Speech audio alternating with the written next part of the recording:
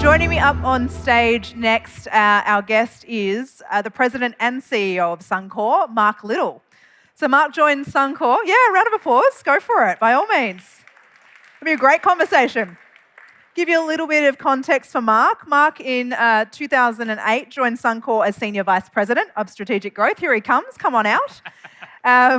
Before taking on the role, basically of becoming Senior Vice President of Integration following the merger.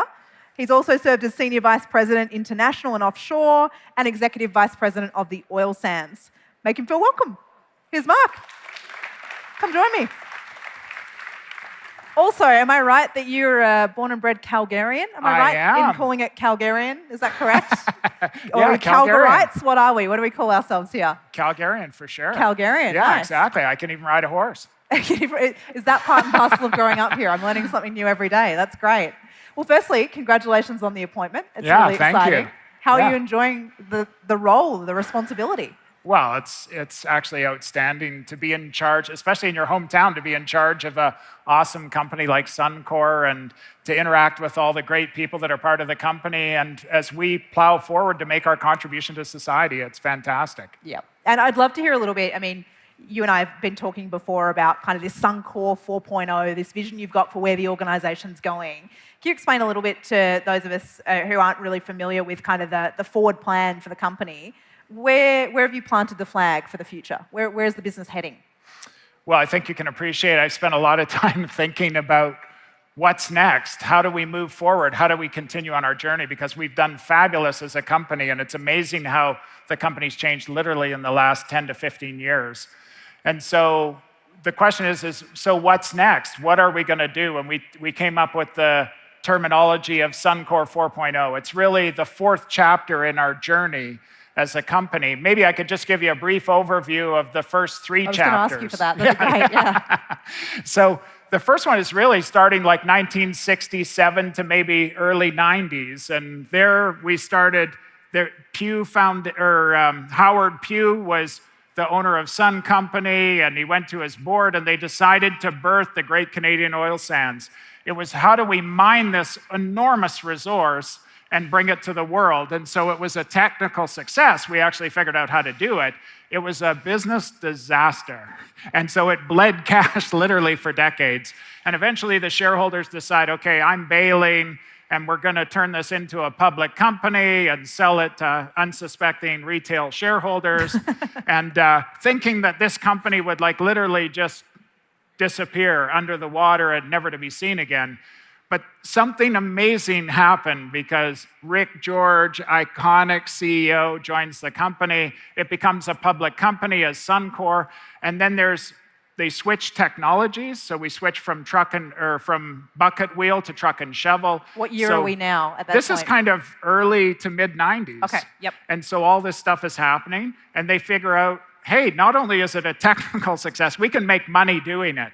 And that changed everything. I bet. And so it was huge. The company exploded. There was all of this investment that went into growing and building new facilities and such, and that took us up to the world financial crisis. So that's phase two, that one? That's kind of Suncor phase two. Now, there's some problems, okay? We burn down the plant every year. There's, other than that, everything's actually going really good. Other than that, that's no big deal, So it's, so there's some significant challenges. Yeah. And then the world financial crisis comes, and it's, okay, what's next? And then through that, we ended up merging Suncor with Petro-Canada. Petro-Canada, an awesome national brand, great in retailing, big in some offshore developments and such, with Suncor, a big oil sands player. And we put it together, and I would say something magical happened, which was really Suncor 3.0. Mm-hmm. And two things significantly different happened in 3.0. One is we built this integrated model that takes oil sands resource, takes it through processing facilities and refineries to make products that people use. We put it into this incredible national brand, Petro-Canada, and we took it to the market. And we also learned the operating discipline that you would find in the super majors around operational excellence. And so it was the discipline about how we run these facilities and run them well and not burn them down all the time. And so we learned the discipline of operations, and we built this incredible integrated model.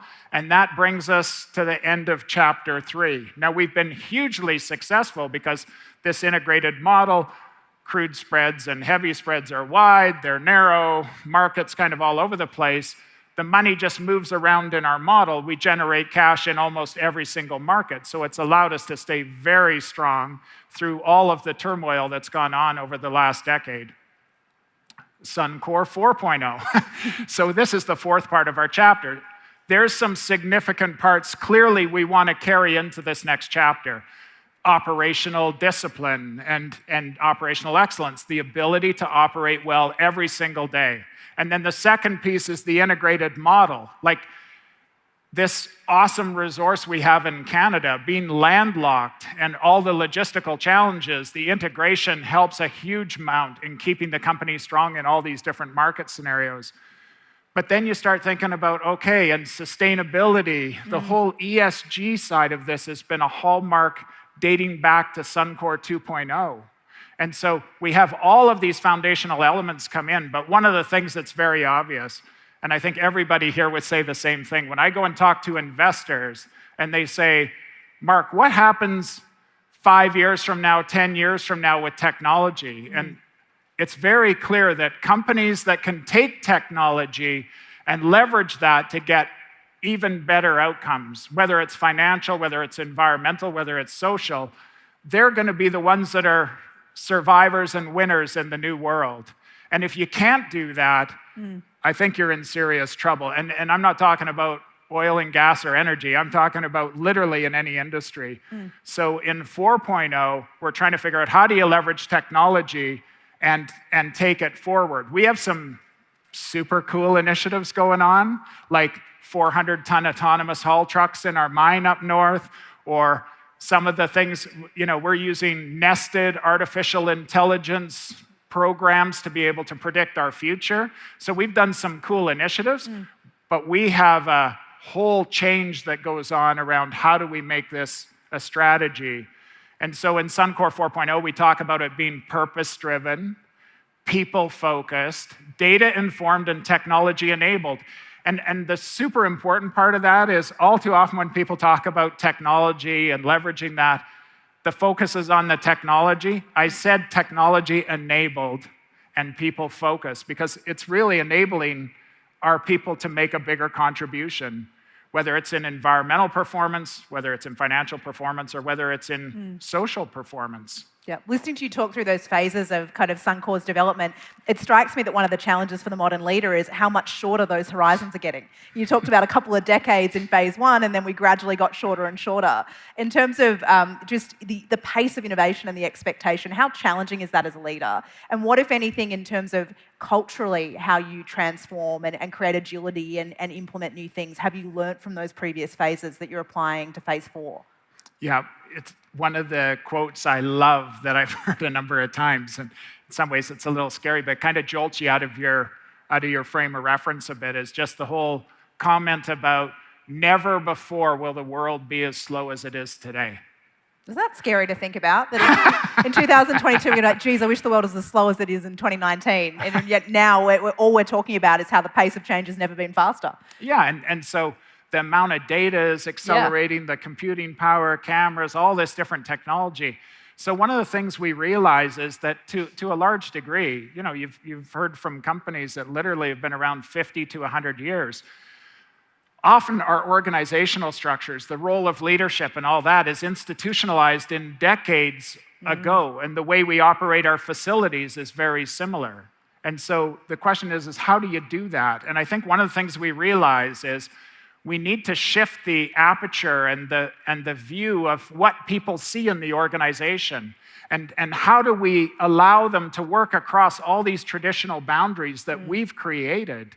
And in the past, we needed it to be able to control and communicate and such. We don't need that today. And so a lot of this is about the cultural change of how to get people to work across boundaries and now to solve problems that we literally, or capture opportunities that were unimaginable to us a short time ago. So it's super exciting, but it's awkward a little bit. You know, I think it's a little bit like maybe going on your first date. It's kind of like, I don't know, I've never talked to these people before. So we're finding some really interesting dynamics about getting people to build relationship and seeing opportunity and working together with people they've never met, but they're on the same team.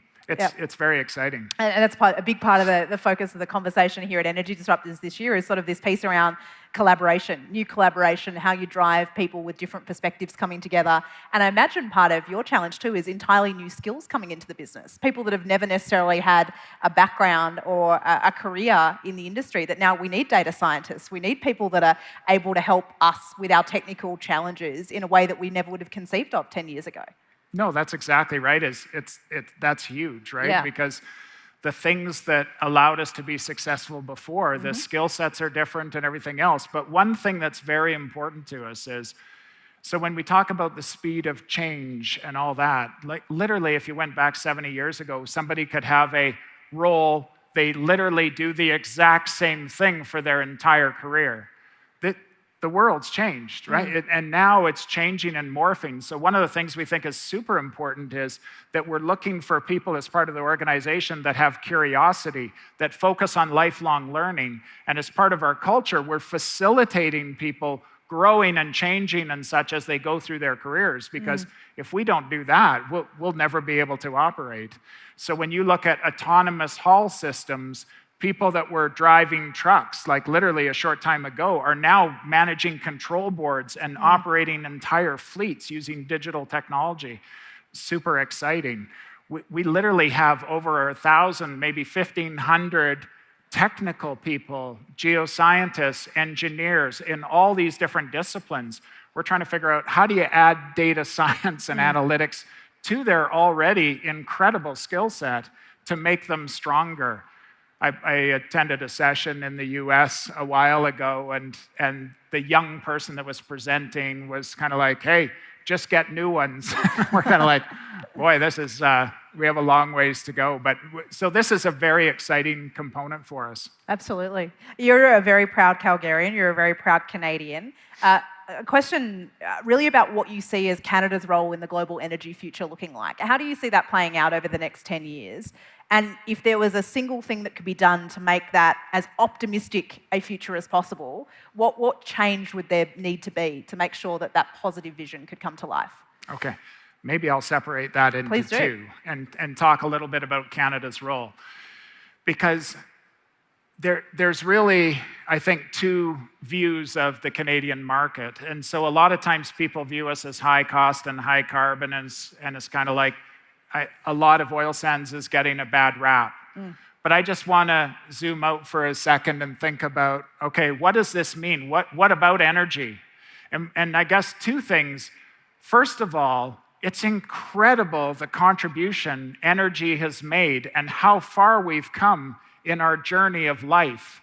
And so I think about since the day I was born. Now, I am actually getting quite old, but since the day I was born, average life expectancy on the globe has increased about 25%. About 25%. It's incredible. And it's because energy has been underpinning that in helping agriculture and farming be able to increase production, us being able to have logistics, air conditioning, refrigeration, all of these things that all have energy behind them. So what you've seen is, as part of this, when you see long life expectancy, you find out, hey, this country or this area consumes a lot of energy. Yep. So the challenge that we're faced with is, so you kind of think, okay, energy is fundamental and foundational to our life and all the great things we get to do. And then you think, okay, so what's the challenge going forward? The challenge going forward is the fact that we're expecting 2 billion incremental people to show up in the next several decades on the planet. So we're going to go from 7.5 to somewhere between 9.5 and 11, just depending on what time frame you pick. And then we still have 600 or 700 million, almost 10% of the population that's living in extreme poverty. So they aren't consuming energy because their life standard is so low. So one of the things you get into is kind of like, okay, yes, energy is huge and energy demand continues to grow. we're about to add 2 billion more people. Yeah. We're bringing 600 million people out of poverty, and so they're higher standard of living. They're going to consume energy. So we're still in this huge ramp up of need for more energy. Now, the catch-22 is, hey, we have some environmental challenges on top of that. Yep. So the whole issue about, okay, but what about greenhouse gas emissions? And what does that mean for us? And how do we go forward and address this huge global challenge on the environmental side? But when I stand back and look at it, I'd say there's a couple of pieces associated with it. One, we need to be able to find out where is all this energy going to come from? And Shell just talked about, okay, well, we could have 1 billion cars. We're going to go to 2 billion cars, and maybe 400 to 700 million of them are electric. That means other fueled cars are actually going to 1.3 to 1.6 billion vehicles. Demand continues to grow. So the question is how do you actually solve that Rubik's Cube where we're caring for the environment while we're providing the energy to sustain people's lives and enhance people's lives? Big question. It's a huge challenge. Yeah. And I think part of it is often people just polarize it and just, hey, let's just demonize this energy form or that energy form. Honestly, the real challenge is figuring out how do we get all the energy and then offset the emissions or reduce the emissions and implement new technologies and those sorts of things. Picking up on the polarization point, it's something that's come up. That word's been used a lot on stage. It would almost be one of the most frequently used today. How do we shift out of that state of being in these kind of false binaries or this demonization or the polarization of the conversation? Because I think universally it's been agreed that that doesn't serve us moving forward. There's a divergence of opinions. We've got to find a way, to use Istvan's words, to have healthy conflict. What are your observations, having been in these rooms across tables from ministers, from companies from across sectors? How do we move out of the state of polarization? What's needed to shift if it's so unhelpful? Yeah, I mean, it's a great challenge. And one of the things that I find is when you talk to people and it's polarized, usually they're only talking about half the problem, half the challenge. So it's kind of like, okay, let's sit around and demonize all these energy forms. One of the things that's interesting about it, and Shell talked about it, is all the electric vehicles in China. And you think, okay, great. And people ask about, oh, well, what does that mean for you? But one of the challenges is electricity is an energy form. It's not a source. So the issue with it is, oh, we can have electric cars all day long. The question is where does the electricity come from? Today in China, we're building more coal plants, and we're doing this in several countries in the world. We're building additional coal plants to be able to make electricity to provide and for people's energy needs. And you kind of think, I think there's a better opportunity. And I think often people are trying to intervene into the system to shut down various aspects within the industry and such. But often what that does is it morphs it to a higher risk, higher environmental impact solution. And that isn't particularly helpful. Alongside the kind of Suncor 4.0, speaking of kind of the mix in the business, how do you think about kind of where the Suncor portfolio will sit in 5-10 years? Do you see there being investments in outside of oil and gas? Do you see an increasing diversification of your footprint? Well, we've been on this journey for quite some period of time. So if you go back in time, and I talk about ESG starting up in chapter 2. Yep. So we started investing in ethanol, and so we have the largest ethanol plant in the country, looking for options around reducing emissions. We've invested in wind farms and looked at all that various technology. So we're doing some really interesting stuff around new technologies. And in fact, that extends into some of the companies that we're working with, like Enerchem. So Enerchem is a Quebec company. They're working to convert municipal garbage to fuel. It's super interesting technology. So we've ended up taking a small equity position in the company. And unlike what we normally have done, we've seconded our people into their company. Cool. Because we know how to run plants. And so we have some people that are actually in the pilot plant in Edmonton, trying to figure out how to make this work. And they're making a difference. We still have a long ways to go, but we're making a difference in moving that technology forward. But this is exciting because you take municipal garbage that would go to a landfill, create all these methane emissions and such. Now you convert it to a fuel, blend it into the gasoline pool, and the net effect is the emissions are a lot lower. So it has negative carbon emissions relative to landfill, and we're solving two societal problems at the same time. So that's super exciting. LanzaTech is another one of those companies that's out there. I know Jennifer, the CEO, is coming to speak tomorrow, so I won't steal her thunder, but really, really interesting work. All the way through to something like Evoke, as an example, where we look at it and think, okay, there's 7.5 billion people on the globe. There's got to be a lot of people with awesome ideas about how we can move forward. So Evoke is actually almost like a joint venture fund. We put $50 million in over many years into this. They actually go out and help incubate these companies with great ideas that may help in, like some of them are in everything from spill response to energy efficiency to alternate fuels. So really exciting options there. So we're excited. We think that that's important. But the other piece about it is, hey, that's great. There's been billions and trillions of dollars invested in some of these alternate fuels, wind and solar and stuff. They make up a very small percentage of the world's energy. So the other piece we're trying to figure out is, okay, but how do we make our base better? And so one of the commitments we made as a company is that we would reduce our emissions by 30% on an intensity basis, 30% by the time we get to 2030. And so we need to figure out how to attack the impact of our base business. And so like last week, you might have seen, and some of the folks might have seen, we just announced a $1.4 billion investment in cogen. It reduces our base plant emissions by 25%. It significantly reduces our SOx emissions and our NOx emissions and our particulate emissions. It reduces our freshwater intake from the Athabasca River by 20%. Like, these are huge changes. Yeah, absolutely. Thank you.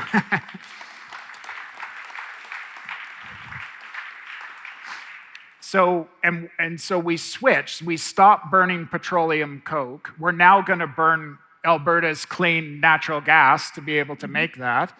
But because it's cogen, we generate all this power. Well, we have all the power we need. So we're going to export the power to the grid. And by exporting the power to the grid, it allows Alberta to continue its transition off of coal-based power. So Alberta today makes about 5,000 megawatts or slightly less than that from coal. So we're going to export the 800 megawatts onto the grid, and they can shut down and transition from coal-based power, and we replace the emissions on the grid. So when you take the benefit on the power grid side as well as internally, it's like removing 2.5 megatons of CO2 emissions per year from the environment. That's the same as 550,000 vehicles being taken off the road. Today, that's 15% of the vehicle fleet in the province of Alberta, so that's huge. That's significant. Now, I'm going to invite those of you who are interested. We've got a great opportunity with Mark here to submit questions. So again, if you want to jump into the app, there's a burning question you've been thinking about as you've been hearing the conversation so far. Please submit it, and we'll get as many of them asked as we can have the time to do. Mark, I wanted to ask kind of a broader picture question on kind of the Canadian landscape. What do you think needs to be done so that more large-scale infrastructure investment's happening in Canada? What can we do in a more kind of 20,000-foot view? Yeah. That's a great question. If you stand back and look at the globe and look at all the places oil can come from, there's 2 democratic nations on the surface of the earth with large oil resource, Canada and the United States, right? And so then you start saying, okay, so how does that stack up? And you look at, okay, yes, we need oil, but then the question is, but what about caring for the environment? What about the sustainability and social impacts of that? And then what does this mean for diversity and inclusion and such? The whole ESG portfolio. And so, when I stand back and think of it in the context of Canada, I think literally the world needs more Canadian energy, because we do this ESG with oil production better, I think, than anyone else in the world. And you can stack it up. And one of the things that I think people around the world need to start thinking about is, okay, yeah, we can go get oil, easy to demonize this. Where do you want your oil to come from? and what is it you stand for. So I've talked a little bit about the environmental side, and the financial side. Obviously, this is a key focus for us. But then the question comes to social. And so when you think about what does Canada do, I think one, it's around communication. How do people understand, okay, shut in all of Canadian oil. In fact, shut in all of the oil in all the domestic countries in the world. So what happens next? All of the non-democratic countries in the world are going to produce the resource. Yep. If that's where we want all the money to go, that's where the money goes. And I think people don't see it in the context of a global market. So then you stand back and you say, well, what do we need to do? So I think we need to communicate better. We need to keep caring for the environment and make sure that people understand the global perspective. But the other piece is social that I haven't talked about. And so and this is just kind of partly my personal journey and certainly how we see it as Suncor, is if you're born as an Indigenous person in this country, it actually hasn't gone particularly well. Your life expectancy is something like 5 to 15 years less than the average Canadian. Your income is 25% less than the average Canadian. Many of them don't have proper sewage and drinking water. It's crazy. And quite frankly, as a Canadian, I'm embarrassed by it. And so one of the things we're trying to figure out in our journey is how do we use our business as we go on our journey and then try and create what we call economic reconciliation with Indigenous people in the country. So there's a few things we've been doing. Like last year, we spent $700 million with Indigenous businesses. And a bunch of the growth that we had last year in that is in our downstream business, our gas stations and our refineries and those sorts of things. So it's exciting to see how we can make an impact. And we've literally worked with First Nations and Indigenous communities for over 50 years. Wow. And so we've evolved a lot over that period of time around different things we would try and think through. But a couple of years ago, one of the huge challenges with an Indigenous community is how do you get stable revenue? And this issue came up in spades in 2014 when you started to see the crude price collapse, and then you started seeing all of the margins for the service companies collapse. A bunch of these companies are owned by First Nations, and they're using the income to build infrastructure, elder care, education, sewage, all of these different things to help their citizens. So all of a sudden, half their money disappears, and they're stuck with, well, all of these programs, how are we going to move forward? So we came up with this idea, which quite frankly was out of duress. Like, we didn't always agree, and there was lots of angst because the First Nations were under a lot of stress. Yep. The oil companies and ourselves were under a lot of stress around how do we move forward. But we came up with this idea about, hey, maybe we should just become joint venture partners. Like, why don't they just join us in this journey on something that doesn't fluctuate with commodity prices? And so we ended up creating this deal where Fort McKay First Nations and Mikisew Cree First Nations, they went to the public markets in Canada and raised a 25-year bond for $500 million. Wow. They bought half of our tank farm. It'll generate them $20 million of profit, essentially, every year. And they're using it to fund everything from business and housing and infrastructure to education and elder care. So this is transformative. And they know every single year that income showing up literally for decades. And this is transformative to these communities. We have 630 First Nations in the country. This did not solve Indigenous reconciliation. No, but it's a significant partnership. It's huge. And what we're looking for, and certainly advocating, is we're looking for other opportunities ourselves. We're also advocating that the federal government and First Nations entertain that on the Trans Mountain Pipeline. So I think that's awesome because we can use this infrastructure to help lift and create economic reconciliation.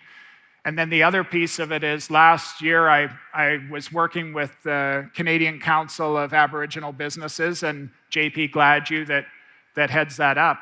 And really the question was, hey, could all of us take 5% of our supply chain and do it with Indigenous businesses? And when I bring that up with a lot of folks, they go, well, we don't have like basic work to do, like we're a sophisticated company. And I'm like, you have no idea what these indigenous businesses do, because they're doing everything from software testing. Yep. They built the big transformers for our site up in Fort Hills. They're running camps. They're doing logistics. They're awesome. And some of them are doing international business. It's spectacular. So I think that would be one of my recommendations for folks here today. I love your passion for it. Now, we've got a question that's been voted well and truly to the top. How do you respond as CEO of Canada's largest oil sands company when someone refers to Canada's oil sands as tar sands?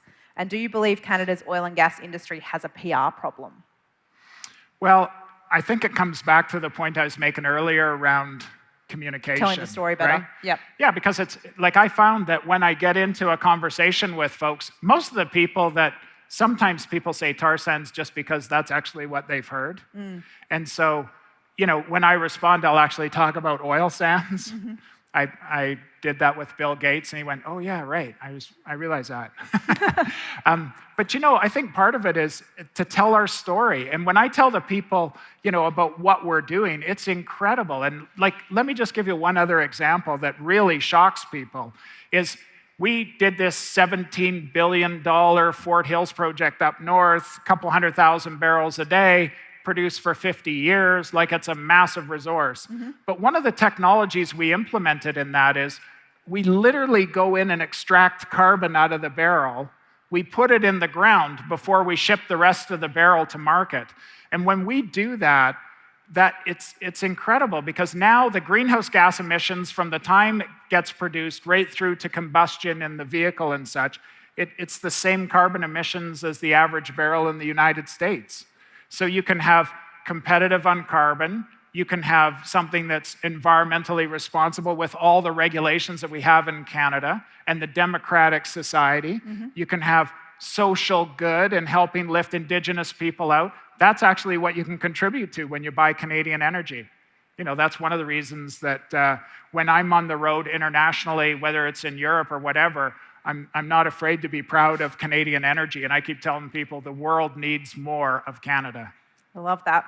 Now, Michael this morning, Michael Liebrick, for your context, gave a presentation where he talked about the fact that by 2050, oil and gas will stop effectively. And the question put to you is, do you agree with that assertion? And what does Suncor look like in that 2050 world then if oil and gas ceases to exist in the global markets? Yeah. It's interesting, we don't agree with the assertion. If you go and look at some of the cases around 2%, right now there's about 100 million barrels of oil that are produced every day. Some of the forecasts, I would say the most aggressive forecast that I've seen would show by the time you get to 2040, 2050, we'd be down to 70 million barrels. So, is that a possibility? We look at scenario planning for all of our business, and we look at all the different scenarios. The most aggressive one we look at shows a decline in oil production out a few years, and you start to see oil production decline. But in every scenario that we look at, and these are independently developed because it's easy to drink your own Kool-Aid on this, but one of the things that people may not fully realize is the oil industry production around the globe without further investment in developing new opportunities declines at about 3% a year. So if you just stop investing in growth, you actually see oil supply declines faster than the most aggressive scenarios around electric vehicle penetration, solar, and those sorts of things. So I actually think oil's around in 2050, even in some of the aggressive scenarios.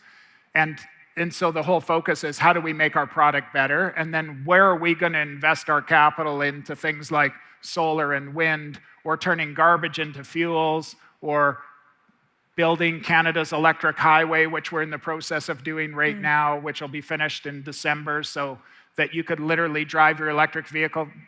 We see ourselves as very much part of the solution. Pivoting a little bit to your personal leadership, we've got a question: what does being a disruptor mean to you? And is Suncor disrupting the industry or being disrupted? Well, it's a great question. I don't think anybody ever thinks they're being disrupted. No, not until it's too late, right? Yeah, exactly. It's like if you see the car coming, usually you step out of the way. Until you have that wrong kind of Kodak moment, not the one we used to talk about in the ads. Yeah, that's the bad exactly kind. right. So, I think there's there's a little bit of both, like Yep. that we see disruption coming in people's choices and such. And so we are looking at garbage to fuels. We're looking at how do you convert CO2 to a usable product. We sponsored an X Prize on it. There's a lot of things we're doing to try and understand how can we be part of that and what's our play in there. And so we've done wind investments. We haven't done solar, but we continue to look at them. But I would say very much, and you haven't seen all of this, but one of the things that came out from our cogen investment is people going, okay, wait a minute. You're the 5th largest electrical producer in the province of Alberta today, and you're about to build an 800 megawatt cogen? You know, some of the people are going, I don't know, is it in the public interest to have an oil company as the 3rd largest electrical producer? What's the deal with that? So I think in that way, there's aspects of it where we're disrupting. Yeah, interesting. And I want to ask you before we end up finishing, we've got a room full of leaders who are bought in to this conversation around the global energy future, but also Canada's energy future. If you could leave them with a message, words of encouragement, a challenge that you want to throw to this room full of leaders, what would you like to leave them with or encourage them to do as part of creating this future together? Yeah, I think if you went and said, many of you have been involved in these conversations, otherwise you probably wouldn't be here. And you've heard all of these different views. And I think some of it is to try and bring a rational conversation to what it is we're trying to do and how we move forward. And so, because I think the issue with it is when you stand back and look at, hey, there's 100 million barrels a day, approximately 4% comes out of Canada. So if you want to shut this in or you want to impede it or whatever, or demonize it, what's your solution? Where does it come from? Where is the energy? How do we provide for the 2 billion people? And I think that when you get to that and round out and have both sides of the conversation, people are going to start to realize, boy, the one of 2 democratic countries in the world that can be a part of this supply, that live by the rule of law, that can provide long-term stable resource and such. I think that's huge. And we've been thinking about our own personal journey in this as a company. And so I've been thinking about, in the past, we would say, we create energy for a better world. That's actually what we do. But coming into the role, we've been spending a lot of time as a leadership trying to think about, okay, but is this actually articulate the aspiration we have going forward? And we eventually came out with a new purpose for our company. And the new purpose for the company is that to create trusted energy that enhances people's lives while caring for each other and the earth.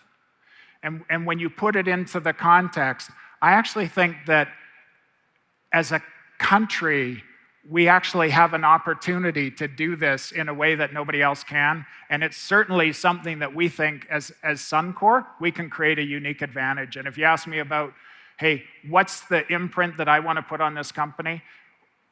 I could give you 5 examples that don't fit with what I just said on purpose. It's not intended to talk about what we have done. It's to talk about who we want to be and the contribution we make to society. And so the opportunity I'm looking for is the ability to leave that footprint and showcase Canadian energy so that people truly see the opportunity for Canada to be a supplier to the world. What an uplifting note to end that session on. Mark, I really appreciate you being here. I really appreciate the honesty and the openness with which you've discussed your plan and vision for Suncor and more broadly your views of the energy market. And I look forward to watching with great interest the legacy that's left behind during your leadership at Suncor. Can you join me in thanking Mark? Thanks, Holly. Thank you. Thank you for being here.